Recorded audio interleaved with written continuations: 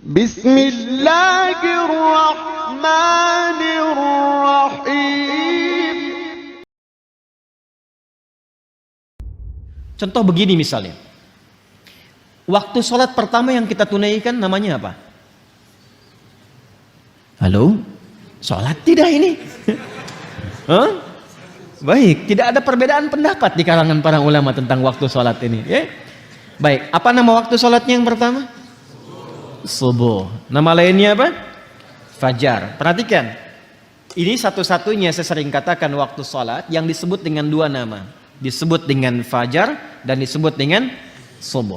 Fajar itu untuk respon keimanannya.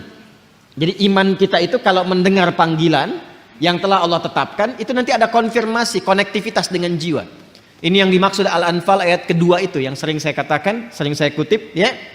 Innamal mu'minuna alladzina idza dzukirallahu wajilat qulubuhum.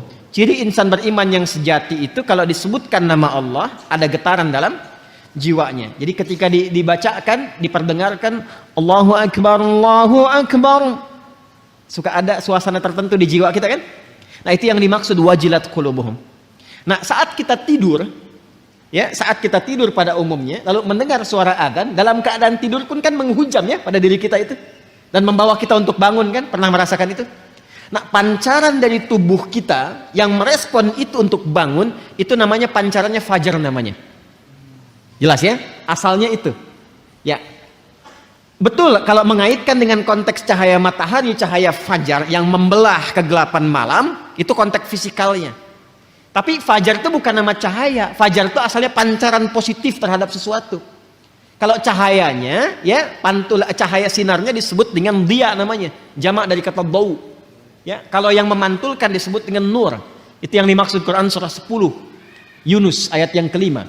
Huwallazi ja'ala syamsa dhiya'a wal qamara nura. Dialah Allah yang telah menjadikan matahari bercahaya, rembulan memantulkan cahaya.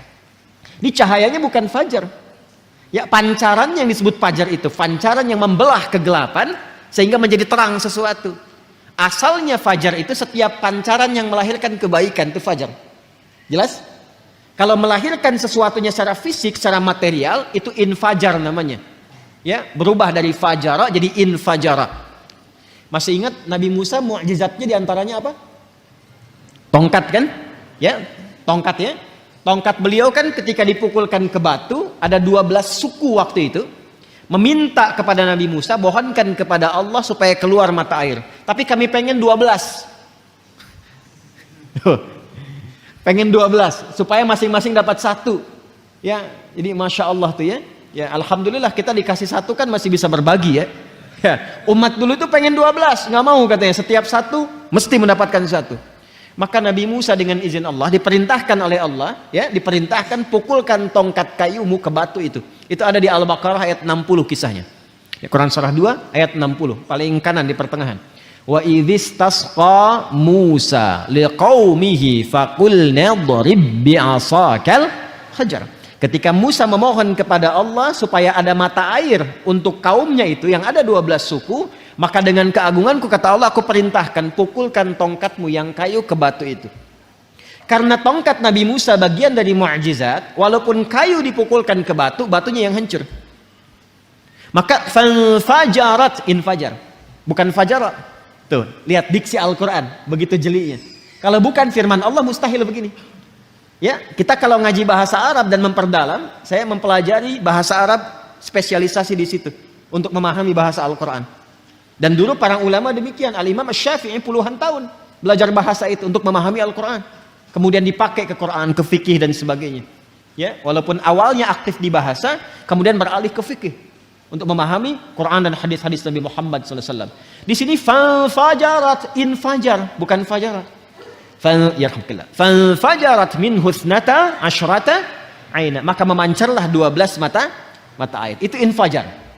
Jadi kalau fajar itu pancarannya, kalau mengalirkan sesuatu yang fisikal disebut dengan infajar. Kenapa sholat pertama disebut dengan fajar? Bukan hanya cahaya mentarinya yang membelah kegelapan malam, tapi saat itu ada respon dari tubuh kita yang positif, merespon seruan dari Allah yang disampaikan atau dikumandangkan oleh muadzin. Jadi di hati kita itu ada dua pancaran. Pancaran keburukan dari provokasi setan disebut dengan fujur. Ya, pancaran kebaikan dari jiwa takwa disebut dengan fajar namanya. Ya, wa nafsi wa ma sawwaha fa alhamaha fujuraha wa taqwaha. Karena itu salatnya disebut salat fajar. Waktu saat cahaya matahari membelah kegelapan malam, dan di saat itulah hati kita merespon seruan keimanan tadi. Jelas? Itu yang dimaksud Quran surah ke-17 Al-Isra di ayat ke-78, ya.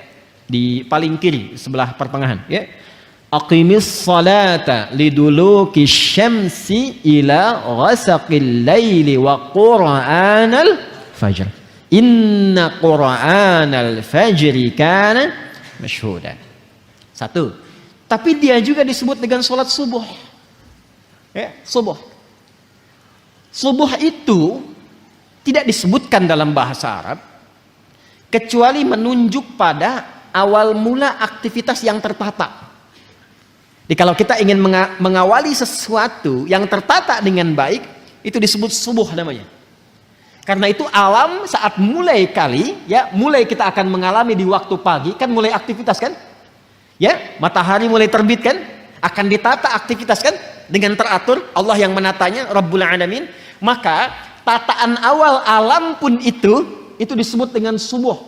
Permulaannya disebut dengan tanafus. Kata dasarnya disebut dengan tanafas. Buka surah At-Takwir ayat 18. Was-subhi idza tanaffas. Paham? Ya? Dan demi waktu subuh itu saat memulai aktivitas, pada saat itulah aktivitas masih ditata dengan baik. Karena alam pun mulai menata aktivitas. Coba lihat, kalau kita keluar subuh, yang keluar karbon dioksida atau oksigen? Oksigen. Ya, burung mulai berkicau, ayam sebelumnya berkokok, semua memulai kan? Ya kan? Segala sesuatu yang tertata dengan baik, terukur, itu turunan kata dari kata asbah. Waktunya disebut dengan subuh. Makanya kalau orang Arab bertanya begini, kaifa asbahta ya akhi? Bagaimana kabarmu di pagi ini? Maksudnya bukan hanya nanya kabar, apa kabar baik, bukan.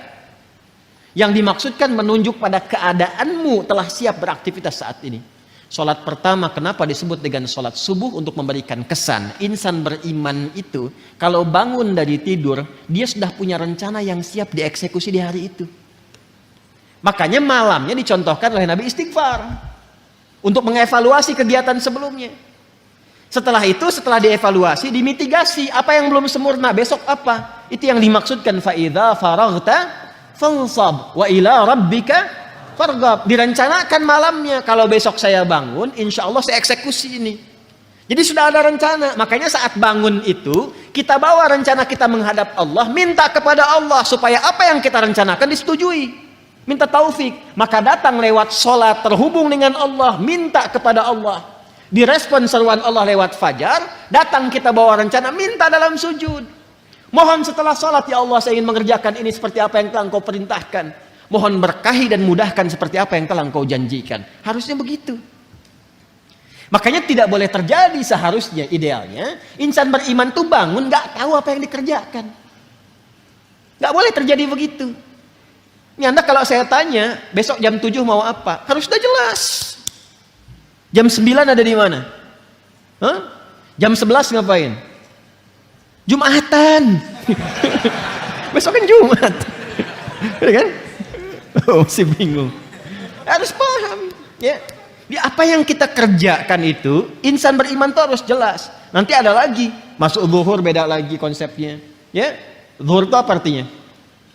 Zuhara itu terang, baik, nampak semuanya. Kenapa nggak disebut nahar? Padahal siang tuh bahasa Arabnya nahar.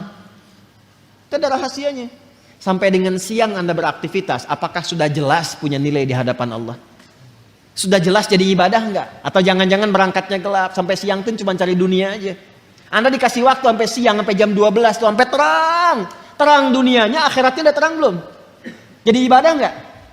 Anda yang kuliah berangkat pagi tuh, ba'da subuh sampai ke kampus, jadi ibadah enggak tuh kuliah? Jadi di Islam itu semua punya makna, tidak ada satu ibadah pun, bahkan namanya yang tidak punya makna, itu tidak ada. Semua punya arti.